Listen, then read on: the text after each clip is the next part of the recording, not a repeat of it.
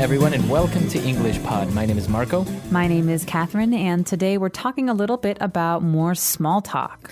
That's right, we're going to continue our series. This is part 9, so we're coming close to the end of our 10-part series. And today we're following Melissa and Michelle as they discuss very casually their personal lives, specifically about their marriages or getting married. That's right. So this one's a little bit more difficult than the last few. Let's take a listen to the dialogue, and when we come back, we'll be talking about some of those phrases that you heard.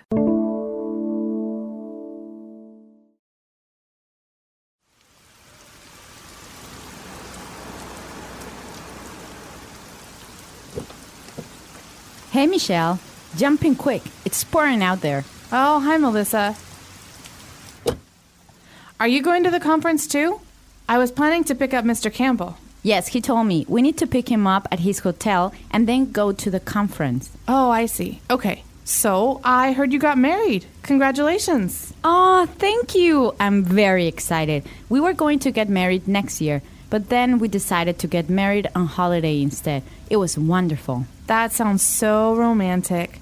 Jack and I were hoping to get married in Europe next year, but we had to postpone our plans. We just don't have the money. I know what you mean. I think Shanghai is getting more and more expensive, don't you? I sure do. In my opinion, it's actually becoming more expensive than back home. Definitely. Oh, there's Mr. Campbell. Driver, can you stop here, please?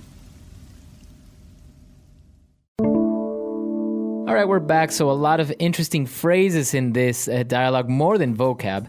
So we're going to have 2 fluency builders. Let's start with the first one now. Fluency builder. The first phrase in today's Fluency Builder is the phrase, jump in. So Melissa says, hey, Michelle, jump in quick. That's right. So Melissa is actually in a taxi, and that's why she's saying jump in quick. So she is directing Michelle to do something. She's saying, jump in. So it's actually her telling Melissa, get in the car. That's right. And so we can use this phrase to jump in somewhere, which means you're going to do it very quickly. Yeah, to go somewhere, to get in a place very quickly. We could say it about a cab. We could also say it about a swimming pool. Right. Maybe I'm swimming in the water and I say, Marco, jump in. The water's nice. That's right. Or maybe you just got back from the gym and you're going to jump in the shower really quick and before you go out again. You're not actually going to jump like you jump Right. the action, but you're going to get into the shower very quickly. That's right. And of course, Melissa tells Michelle to jump in the cab quickly because it's pouring out there. It's pouring. What's pouring? The pouring, rain. Pouring water, pouring wine. That's right. It's actually, it's pouring water out there. It means it's raining very, very hard. Okay, so it's not just drizzling a little bit. It's raining very hard. It's pouring rain. Okay, so we don't have to say the word rain. We can just say it's pouring. That's right. As you can see in that sentence, Melissa doesn't say at any time it's raining, but we understand that when somebody says it's pouring out there, you know that it means it's raining very hard. Can't be chocolate. Can't be chocolate, can't be dogs or cats, right? No. All right, so Michelle gets in the cab and she says, well, we have to pick up Mr. Campbell, and Melissa says, yep, we need to pick him up at the hotel. All right, the verb here is to pick up. Now, we want to just remember this as a phrasal verb. You pick someone up in your car. You could even pick someone up on your bicycle. That's right. So, but you can see that you can say, we need to pick up Tommy at the hotel, or you can say, we need to pick Tommy up. So you can use it both ways. You can put the noun in between or after. So can you pick me up at 5? Right. Or can you pick up the clothes at the dry cleaners? That's right. It means to go collect something or someone. Right. So you can use it in different ways. You can put the noun in between pick up, or you can put it after. And all right, so they're going to go pick up Mr. Campbell. Now they're talking, they're kind of gossiping a little bit. They said, well, I heard you got married. All right, so I heard. Now, this is a very, very common way to start a sentence that might have some gossip in it. So I'm going to say something that might or might not be true.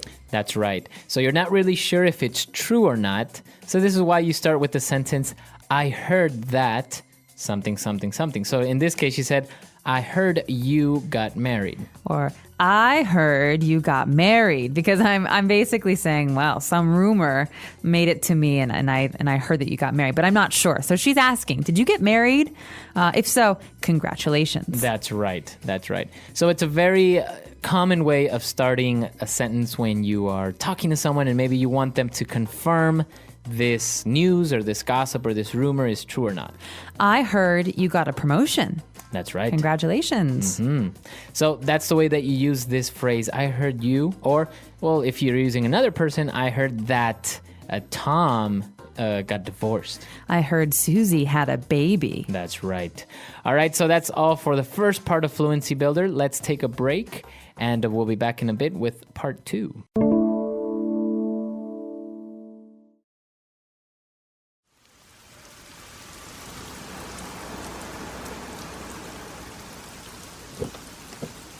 Hey, Michelle. Jump in quick. It's pouring out there. Oh, hi, Melissa. Are you going to the conference too? I was planning to pick up Mr. Campbell. Yes, he told me. We need to pick him up at his hotel and then go to the conference. Oh, I see. Okay. So, I heard you got married. Congratulations. Oh, thank you. I'm very excited. We were going to get married next year, but then we decided to get married on holiday instead. It was wonderful. That sounds so romantic. Jack and I were hoping to get married in Europe next year, but we had to postpone our plans. We just don't have the money. I know what you mean. I think Shanghai is getting more and more expensive, don't you? I sure do. In my opinion, it's actually becoming more expensive than back home. Definitely. Oh, there's Mr. Campbell. Driver, can you stop here, please?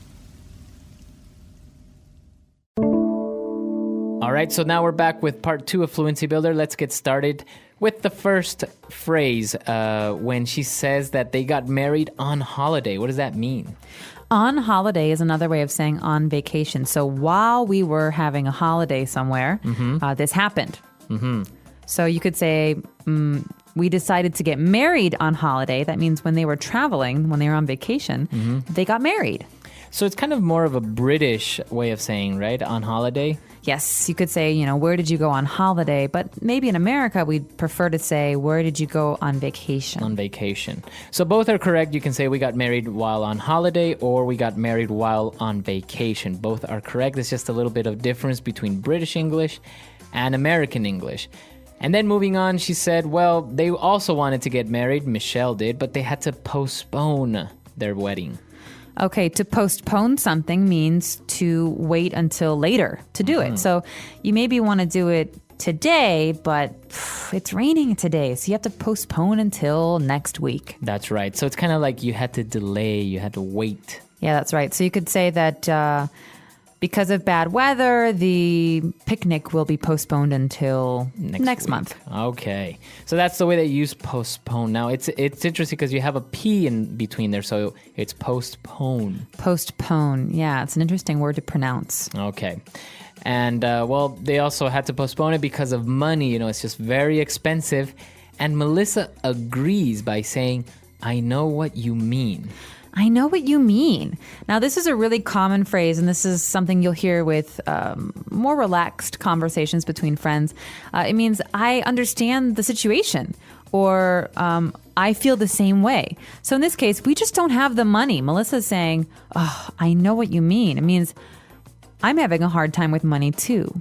I don't have much money either. That's right. So you understand what she's talking about. You also agree. I know what you mean. It's just a way of agreeing with someone. All right. And then she goes on to confirm what Michelle is saying by saying, I think Shanghai is getting more and more expensive. All right, this is a really, really key sentence structure here. We have more and more, and then after that we have an adjective. So the structure is more and more adjective. So more and more spicy, more and more funny, more and more expensive. So in this case, the city is more expensive than it was before. That's right. And it's still getting more expensive. That's right. That's the main idea when you use this structure, is that when you say more, and then you add an adjective such as expensive or beautiful, it means that it continues to grow. It continues to get more expensive or more beautiful or more difficult. But remember that we are using adjectives here that are, when you're using the comparative, you can't say, for example, you can't use funny. You can't say you are getting more and more funny, because obviously the comparative for funny is funnier. So just be careful with that one, because it could be a little bit confusing. All right, so and to finish off our fluency builder, we have Michelle, who agrees with Melissa and says, yeah, you know, I think Shanghai is getting more expensive. And she says, I sure do. So she's basically agreeing. She's saying, yes, that's true. But why does she say I sure do? Why doesn't she say agree? I agree, or yeah, you're right. Well, she doesn't have to say it because she says I do. The question before that was, I think something, something, don't you? And she says, I do. And then think that. So it's assumed that she also thinks this. She's answering a question. That's right. So it's an interesting way of asking a question when you say, I think the city is beautiful, don't you? So the proper way to answer that would be, I do, or I sure do. All right, so that's all the time we have for Fluency Builder. Let's listen to our dialogue one last time.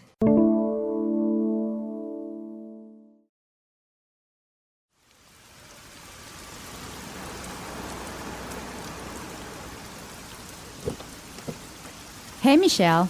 Jump in quick. It's pouring out there. Oh, hi, Melissa. Are you going to the conference too? I was planning to pick up Mr. Campbell. Yes, he told me. We need to pick him up at his hotel and then go to the conference. Oh, I see. Okay. So, I heard you got married. Congratulations. Oh, thank you. I'm very excited. We were going to get married next year, but then we decided to get married on holiday instead. It was wonderful. That sounds so romantic. Jack and I were hoping to get married in Europe next year, but we had to postpone our plans. We just don't have the money. I know what you mean. I think Shanghai is getting more and more expensive, don't you? I sure do. In my opinion, it's actually becoming more expensive than back home. Definitely. Oh, there's Mr. Campbell. Driver, can you stop here, please? All right, so we're reaching the end of our small talk series. In this case, it's two women who are talking about their personal lives. And not only that, they're talking about weddings and they're talking about money. So this is a very interesting way to talk about these very common topics: personal life, love, and especially money. But remember, in American culture, these are the kinds of things you would only talk to your friends about. You wouldn't really want to talk to strangers about money, personal life, marriage, because those are considered private. So be careful when you're talking to people you don't know very well. That's right. That's right. And actually, your feedback was very interesting when we discussed about if it's okay to ask, for example, a woman her age or her weight, or a man's salary. So in most places you said that it wasn't really correct, but you know, this is the very interesting thing about the cultural differences and how people can, you know, what is appropriate to talk about. That's right. So again, if you have any questions or comments about the things we talked about here today, or any of our older lessons about small talk, please just let us know. Our website is englishpod.com. All right, guys, we'll see you there. Bye. Bye.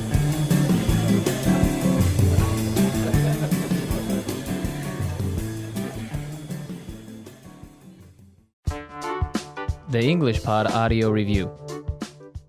Listen to the meaning, then say the vocabulary word. Flowing or falling, as from one container to another, or into, over, or on something. Pouring. Relating to a feeling of love between a couple. Romantic. Decide to do something at a later time.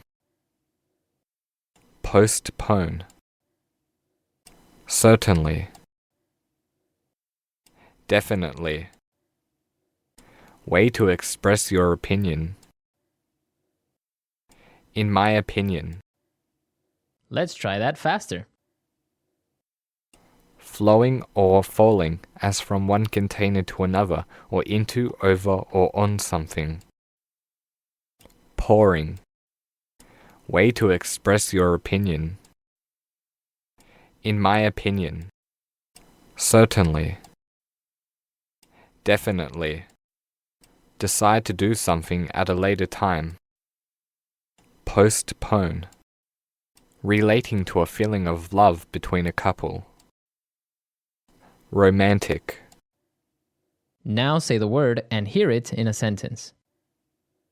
Pouring. It's pouring rain. You should take an umbrella. Pouring. Please stop pouring the wine. I don't want to drink so much. Pouring.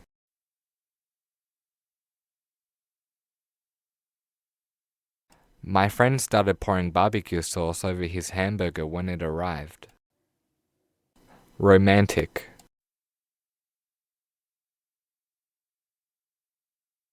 How romantic. My boyfriend gave me a dozen roses. Romantic. I thought that movie was very romantic. Romantic.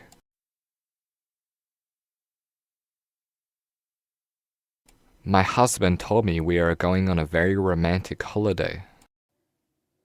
Postpone.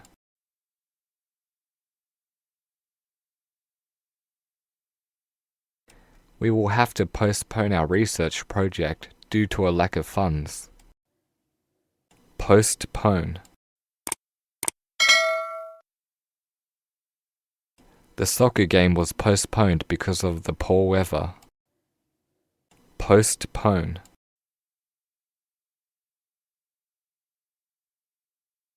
I had to postpone that meeting today as I'm not feeling too well.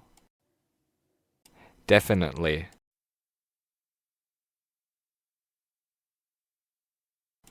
I'm definitely going to buy that new video game when it comes out. Definitely.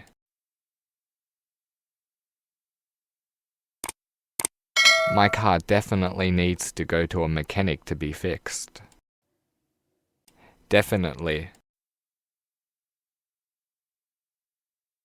This match is definitely going to go down to the wire. In my opinion. In my opinion, I believe that we should not eat meat. In my opinion. In my opinion, we should have bought that car. In my opinion. It is in my opinion that today's society is all about money.